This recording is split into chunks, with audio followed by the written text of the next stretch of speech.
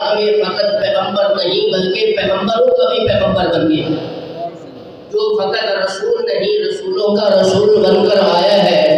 اس محمد عربی کو یہ کتاب عطا فرمائی اور یہ کتاب دے کر اللہ نے اپنے نبی کو مخاطب کر کے فرما دیا کہ اے میرے پیغمبر، اے میرے رسول، اے میرے نبی، اِنَّا نَحْنُ نَزَّلْنَا الذِّكْرَ وَإِنَّا لَهُ لَحَافِظُونَ۔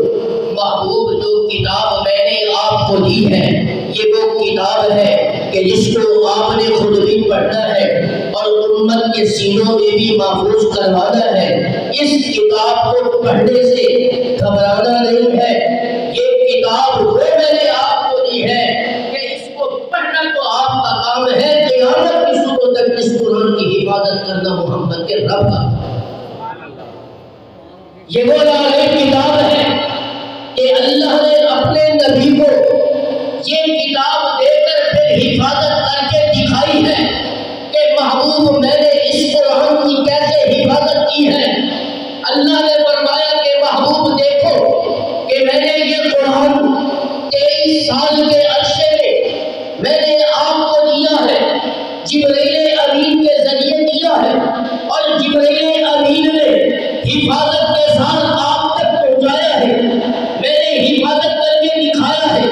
پھر محبوب آپ نے اس قرآن کو سینے میں محفوظ کیا، اس قرآن کو سینے میں محفوظ کر کے اس کتاب کی حفاظت کر کے امت محمدیہ کو دکھایا ہے۔ پھر محبوب آپ کے سینے سے صحابہ کرام نے قرآن کو لیا۔ کتنے خوش نصیب ہیں کہ میں علاقے کے کسی استاد سے قرآن پڑھتا ہوں، وہ میرا استاد کتنا عظیم ہوتا ہے، میں بھی کتنا عظیم ہوتا ہوں، میں اس پہ کتنا خوش ہوتا ہوں کہ میں علاقے کے قاری کے پاس پڑھتا ہوں، مجھے خوشی ہوتی ہے۔ کوئی عالم کے پاس بیٹھتا ہے اسے خوشی ہوتی ہے، کوئی کسی کے پاس بیٹھ کر قرآن پڑھتا ہے اسے کتنی خوشی ہوتی ہے۔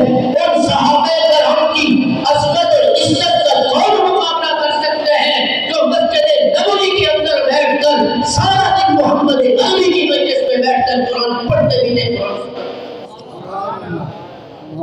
یہ وہ میرے نبی کے غلام تھے کہ جنہوں نے میرے نبی سے قرآن سیکھا، امت کو سکھایا، قرآن کی حفاظت کی ہے۔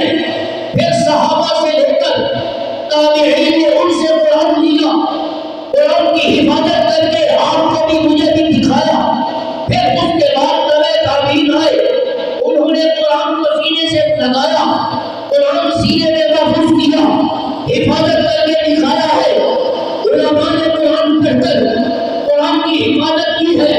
حافظ قرآن نے قرآن پڑھ کر اس کتاب کی حفاظت کی ہے۔ عامل قرآن نے قرآن پر عمل کر کے کتاب کی حفاظت کی ہے، اور قرآن کے مجاہدوں نے قانون قرآن کی حفاظت کی ہے۔ یہ وہ کتاب ہے جو اس وقت سے لے کر آج تک پڑھی جا رہی ہے۔ پڑھنے والے بھی باقی رہیں گے، پڑھانے والے بھی باقی رہیں گے۔ جس دھرتی پر، جس زمین پر یہ کتاب پڑھی جا رہی ہے وہ سر زمین بھی باقی رہے گی۔ کوئی دنیا کی طاقت نہ پڑھنے والے کو ختم کر سکتی ہے نہ پڑھانے والے کو ختم کر سکتی ہے۔ بلند آواز سے کہہ دو سبحان اللہ۔ مجھے بھی پتہ چلے نا کہ میرے سامنے کوئی مجمع بیٹھا ہے، بلند آواز سے کہو سبحان اللہ۔ آپ کتنے خوش نصیب ہیں کہ جن کو گھروں سے نکال کر اللہ نے اپنے گھر میں جمع فرمایا۔ یہ دولت کا کمال نہیں ہے، یہ زمینوں کا کمال نہیں ہے، یہ گاڑیوں کا کمال نہیں ہے، یہ دنیا کی محبت کا کمال نہیں ہے۔ ان حافظ قرآن کی محبت اور قرآن کی محبت نے کھیل کر جہاں لائی ہے کہ ان حافظ قرآن کا احساس ہے۔ اللہ نے یہ کتاب میرے سینے میں محفوظ کی ہے، میری طرف دیکھیں، یہ کتاب میرے سینے میں محفوظ کی ہے۔ آپ نیچے بیٹھے ہیں، دنیا کے جگیردار نیچے بیٹھے ہیں، بڑے بڑے ملکوں والے نیچے بیٹھے ہیں، میرے پاس تو کوئی دولت نہیں ہے، اللہ نے مجھے اونچا بٹھا دیا۔ تم بتاؤ یہ دولت کا کمال ہے یا قرآن کی محبت کا کمال ہے؟ بولو، جس نے مجھے اونچی جگہ پر بٹھایا ہے یہ علماء سے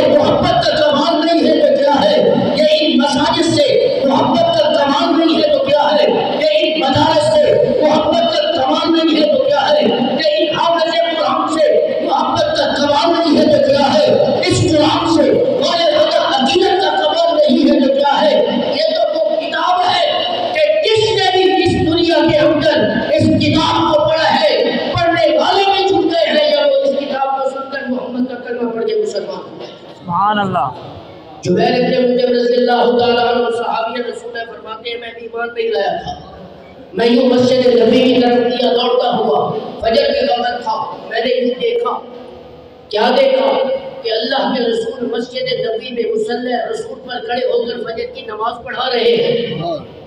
میں نے یوں کان لگایا، میں نے کہا کہ میں سنوں تو دیکھوں کہ یہ کیا پڑھتے ہیں. جب میں نے سنا آقا نے قرآن کی تلاوت کی، ام خلقوا من غیر شیء ام هم الخالقون ام خلقوا السماوات والارض بل لا یوقنون، یہ تلاوت کی ہے. پورا تو سکھانا نہیں سنا، پورا جو ہے وہ رکوع نہیں سنا، کچھ آیتیں سنی پیچھے ہٹ گئے. جب آقا نماز سے فارغ ہوئے جو میرے لوگوں سے بھاگ کر گئے، فرمایا خلاف ابی و امی یا رسول اللہ، میرے ماں باپ آپ کے قربان، اے اللہ کے رسول آپ کیا پڑھ رہے تھے؟ فرمایا آپ کو نہیں پتا. فرمایا اس رب جلال کی قسم مجھے تو نہیں پتا. فرمایا میں وہ کتاب پڑھ رہا تھا جو اللہ نے ساری کتابوں میں اگر کسی کتاب کو عظمت دی ہے تو وہ قرآن پاک ہے. جبیر ابن مطعم نے فرمایا یا رسول اللہ میں نے تو قرآن کی چند آیتیں سنی ہیں، میرا دل اتنا نرم ہو گیا ہے کہ آقا میں ہاتھ بڑھا رہا ہوں، آپ محمد کلمہ پڑھیں میں مسلمان ہونا چاہیے. اس قرآن نے تو ایمان لانے پہ بھی مجبور کیا ہے دنیا والوں کو، اس قرآن نے دنیا والوں کو جھکانے پہ بھی مجبور کیا ہے. امام احمد بن حنبل رحمۃ اللہ علیہ کو دیکھو 80 سال تک اس قرآن سے محبت کی ہے، جیل میں بھی قرآن پڑھتے رہے، جنازہ بھی جیل سے نکلا ہے، اور تاریخ گواہ ہے کہ اس دور میں جب ان کا جنازہ ہوا تو 40 لاکھ آدمی کے جنازے میں شریک. سبحان اللہ. کتنے؟ اپنی زبان سے کہو کتنے؟ 40 لاکھ. ہمارے مرنے کے بعد تو ہمارے اپنے ہی جنازوں میں شریک نہیں ہوتے. ہماری تو یہ زندگی ہے، لوگوں سے اخلاق نہیں ہے، لوگوں کے ساتھ اخلاص نہیں ہے، لوگوں کے ساتھ وہ زندگی نہیں گزار رہے جو اللہ نے اپنے نبی کو اپنی اس امت کو زندگی گزارنے کا سبق دیا تھا.